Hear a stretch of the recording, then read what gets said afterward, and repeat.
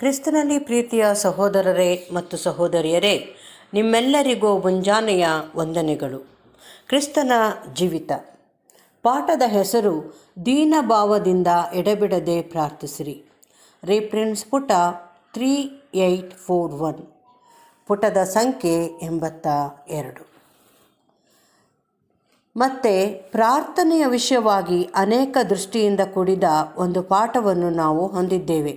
ಶಿಷ್ಯರಿಗೆ ಪ್ರಾರ್ಥನೆಯ ವಿಷಯವಾಗಿ ಖಚಿತವಾದ ಪಾಠಗಳನ್ನು ಕಲಿತುಕೊಳ್ಳುವ ಅಗತ್ಯವಿತ್ತು ಮತ್ತು ನಮ್ಮ ಕರ್ತನು 2 ಕುತೂಹಲಕಾರಿಯಾದ ಸಾಮ್ಯಗಳ ಮೂಲಕವಾಗಿ ಬೋಧನೆ ಮಾಡಿದ್ದನು.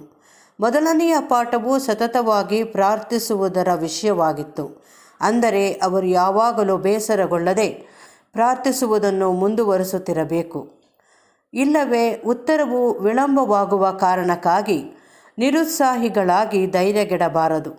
ನಮ್ಮ ದೇವರ ನಿಜವಾದ ಗುಣದ ವಿಷಯವಾಗಿಯೂ ಅವರ ಪ್ರಾರ್ಥನೆಗಳನ್ನು ಕೇಳಲು ಆತನು ಇಚ್ಛೆಯುಳ್ಳವನಾಗಿದ್ದು, ಅವರಿಗೆ ಅಗತ್ಯವಿರುವ ಎಲ್ಲ ಒಳ್ಳೆಯ ಸಂಗತಿಗಳನ್ನು ಸೂಕ್ತವಾದ ರೀತಿಯಲ್ಲಿ ಸೂಕ್ತವಾದ ಕಾಲದಲ್ಲಿ ನೀಡುವನೆಂಬ ಭರವಸೆಯುಳ್ಳವರಾಗ ಮಾಡಬೇಕಿತ್ತು.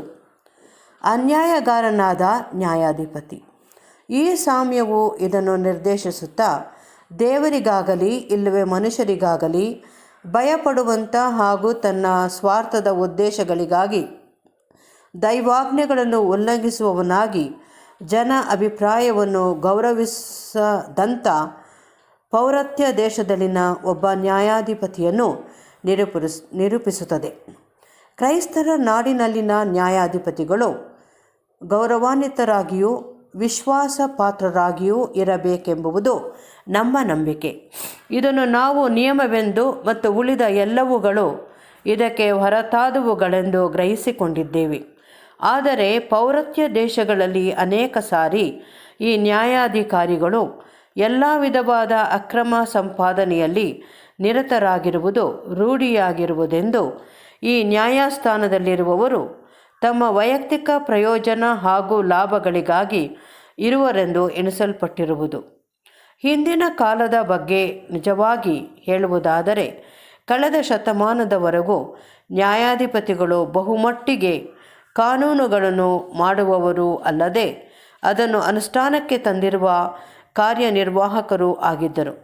ಇಂದಿನ ನಾಗರಿಕ ದೇಶಗಳಲ್ಲಿ ಈ ಕಾರ್ಯಗಳು ಪ್ರತ್ಯೇಕಿಸಲ್ಪಟ್ಟಿರುವುದು.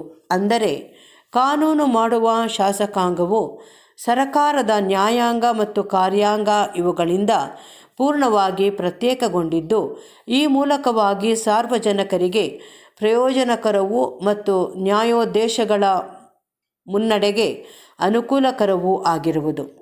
ಸಾಮ್ಯದಲ್ಲಿನ ಅನ್ಯಾಯಗಾರನಾದ ನ್ಯಾಯಾಧಿಪತಿಯ ಮುಂದೆ ಒಬ್ಬ ವಿಧವೆಯು ಬಂದಿದ್ದಳು.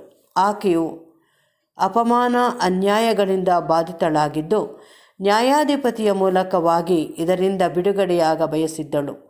ಆಕೆಯು ಐಶ್ವರ್ಯವಂತೆಯಲ್ಲದ ಮತ್ತು ನ್ಯಾಯಾಧಿಪತಿಗೆ ಲಂಚ ನೀಡಲು ಸಾಧ್ಯವಾಗದ ಕಾರಣದಿಂದ ಆಕೆಗೆ ಯಾವ ಪ್ರಭಾವವೂ ಇಲ್ಲದ್ದರಿಂದ ನ್ಯಾಯ ದೊರಕಿಸಿಕೊಂಡು ಪರಿಹಾರ ಪಡೆಯುವ ಸಲುವಾಗಿ ಆಕೆಯ ಬೇಡಿಕೆಯು ನಿರ್ಲಕ್ಷಿಸಲ್ಪಟ್ಟಿತು.